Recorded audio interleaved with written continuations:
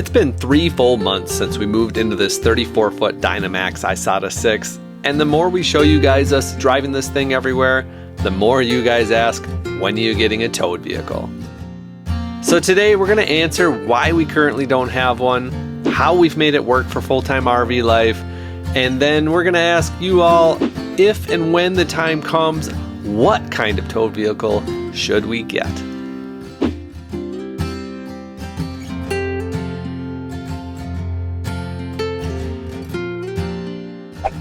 Okay, so why don't we have a towed vehicle? And first off, it was a really big life-changing decision for us to leave the fifth wheel life and to sell our fifth wheel and our truck and move into this Class C RV all within a 2 to 3 week period. It was a whirlwind and it was very consuming. If I had to research, one more thing and figure out what kind of vehicle we were going to get, all the equipment that's involved with it and install the tow bar and whatever else is involved in it, it would have just probably put me over the top because that was a pretty stressful time period. Mm-hmm. And just having the ability to not add one more layer on top of that was a big deal. Yeah, for sure. Moving rigs when you live in it full time is complicated, and that definitely would have been overwhelming. Yeah, so the first one, easy decision for us. Second,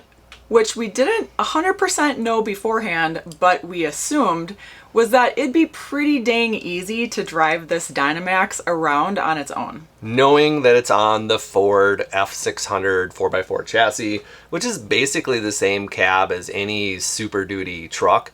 It's got the same seats, the same steering wheel, the same mirrors, it has the same feel to it as any other Super Duty. Yeah, and having that familiarity is very comforting. It puts you out on the right foot and it just starts things off much easier. Yeah, we weren't getting into this giant diesel pusher of a Class A, which I would assume, we don't know yet, there is some sort of learning curve to get, comfortable driving that. Whereas opposed to, you jump into this thing, I think anybody would be comfortable within a half hour. I remember the first time you drove it, that's pretty much what you said. You're like, I'm pretty comfortable. Overall, much easier. So it's going to take some time to get to know the curves, the turns, the turning radius. I definitely noticed though, holy moly. I'll never forget the very first day we picked this up, we took it straight to Walmart, and that was my first experience with the tight turning radius. Basically S-curving around this 4-way stop sign got us out of there, no problem. It was at that point when I said, this thing is a breeze to take through tight parking lots. Yeah, and really what you have to pay attention to with any type of RV is the length, the height, and the weight. So this is, a 22,000 pound vehicle. It is 34 feet.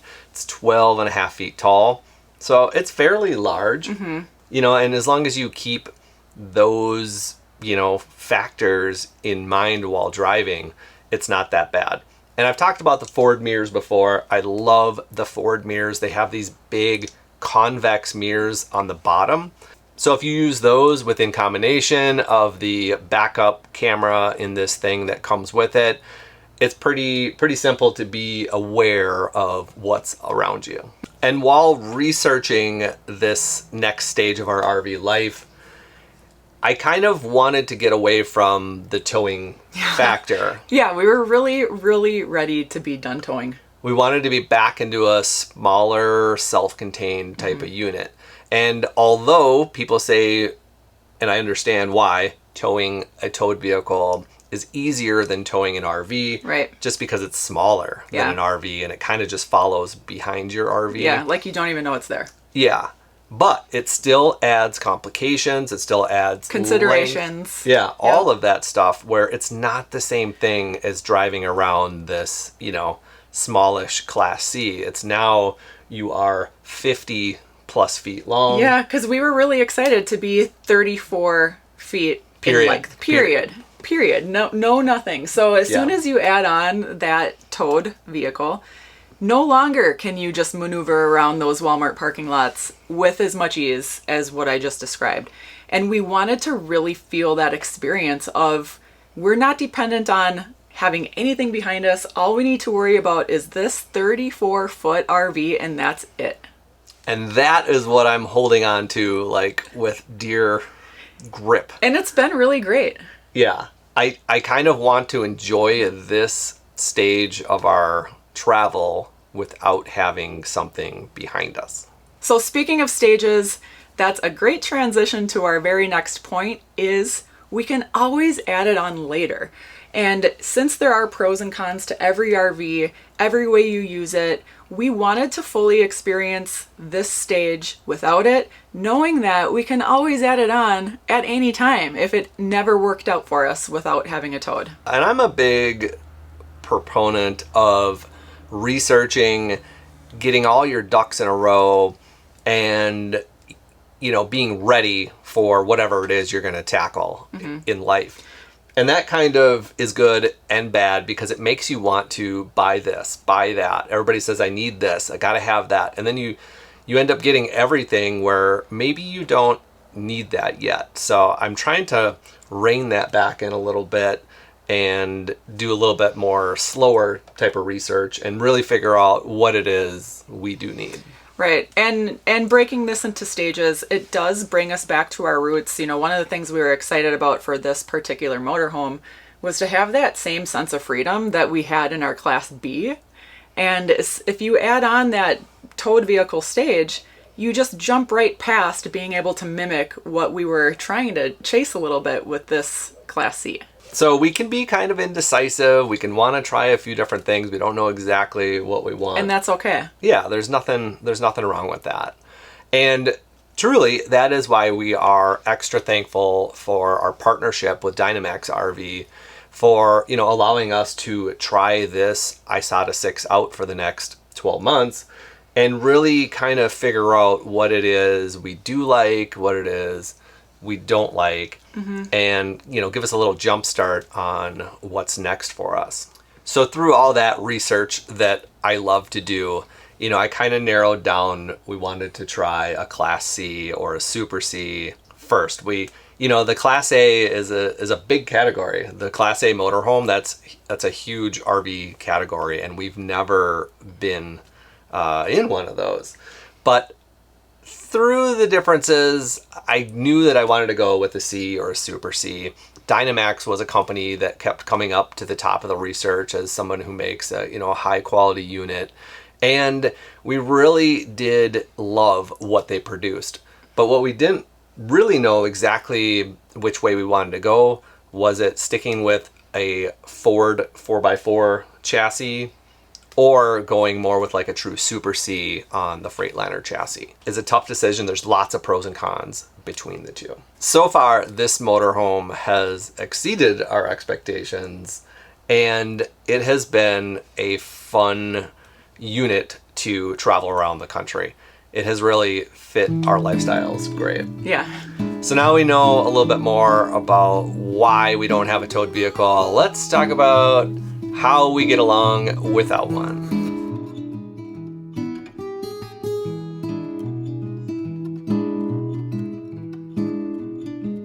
So we have a handful of ways that we've been making this work for us. Now keep in mind everybody's RV experience is going to be different depending on if you're full-time, part-time, if you're fully retired, if you're working a full-time job.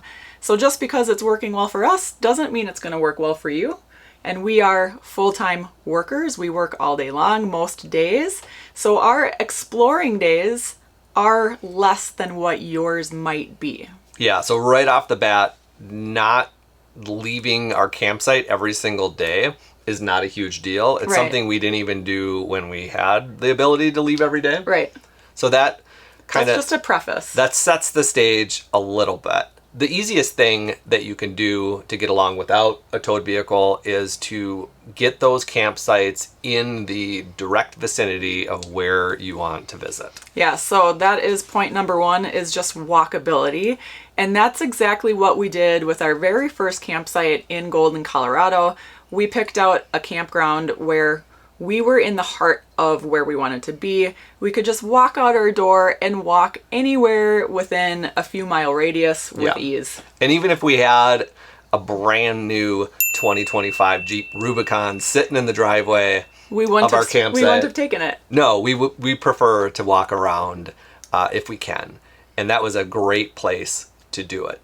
And really, most campsites have something to walk to within a mile, roughly. Hopefully there's some food or, a little downtown area or, just the campsite itself. I mean, we walk every single day 2 to 3 miles. Yeah. Starting out with the pups. And the next way that we make it work by expanding that radius out a few more miles is biking around, or e-biking is what we usually do. So our next radius is about 10 miles with those e-bikes. And we love to do big excursion days on e-bikes, or even just going out to dinner or going out to for the a ride. grocery store.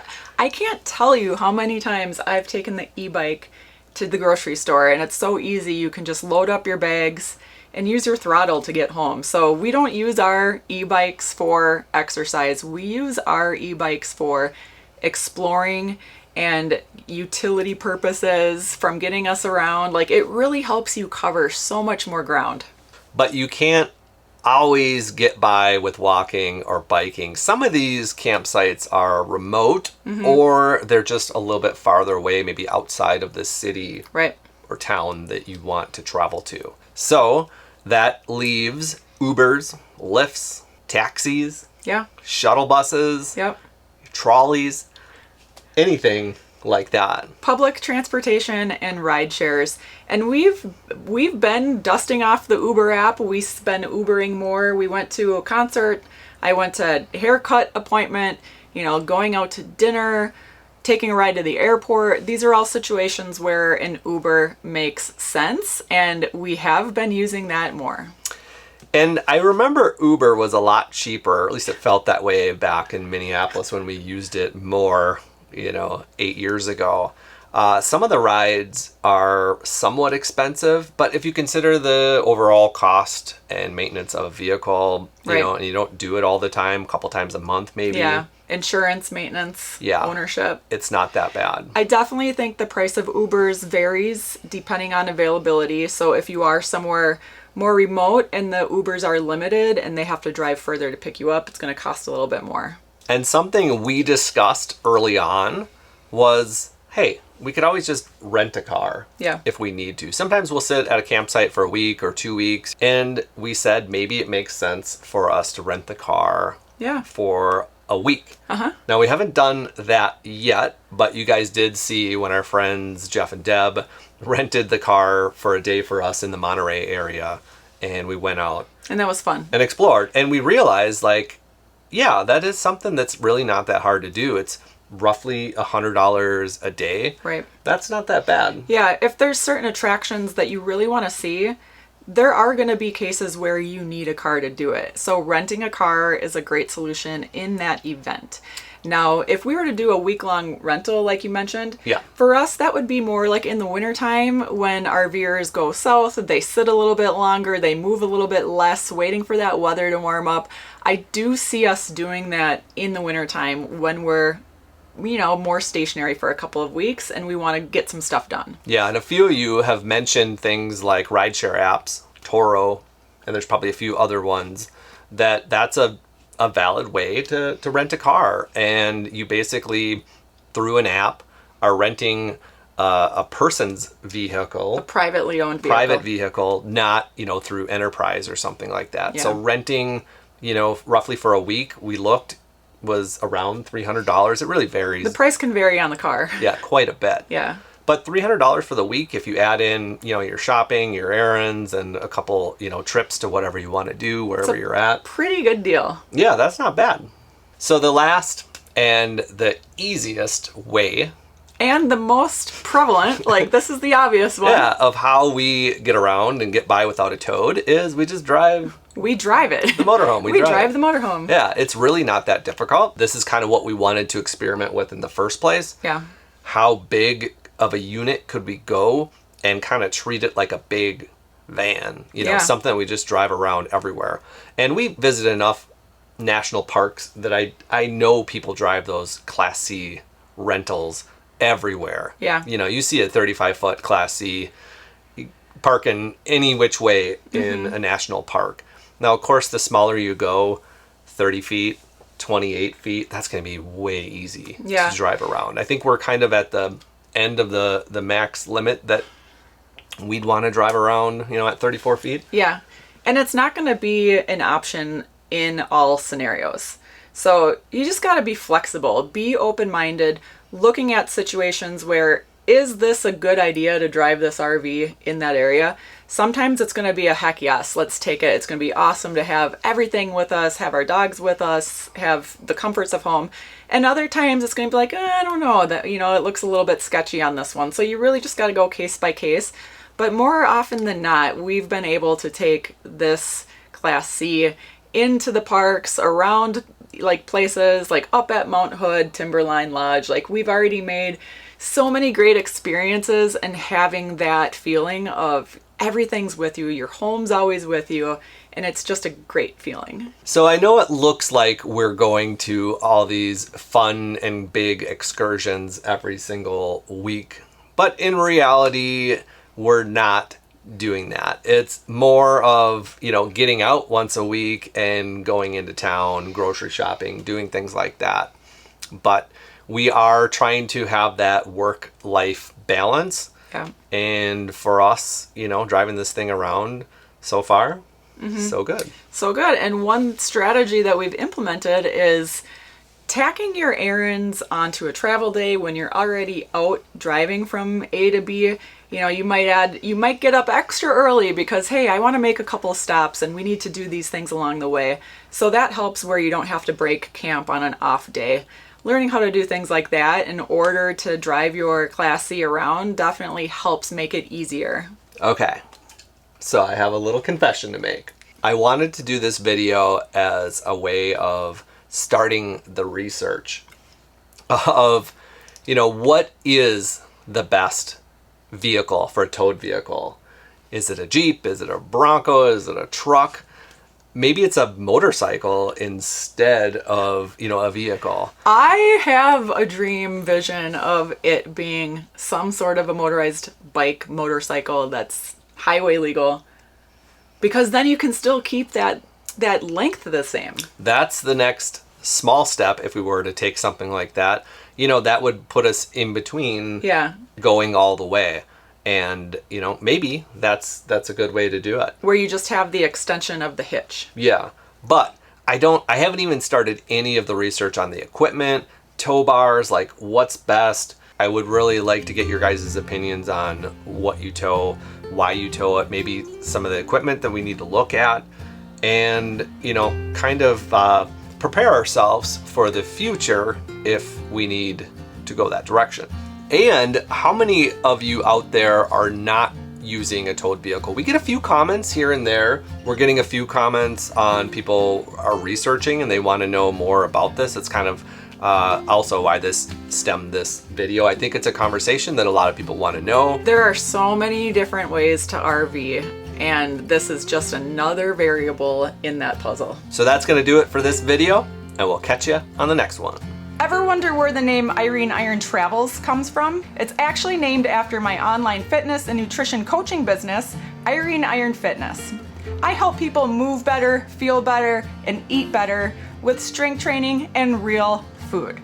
No fad diets, no harsh restrictions, no counting calories, and absolutely no processed food in a package. If you want to get stronger and feel better at any age, check the description below for the links with my new client special, or join in on our next and upcoming group challenge.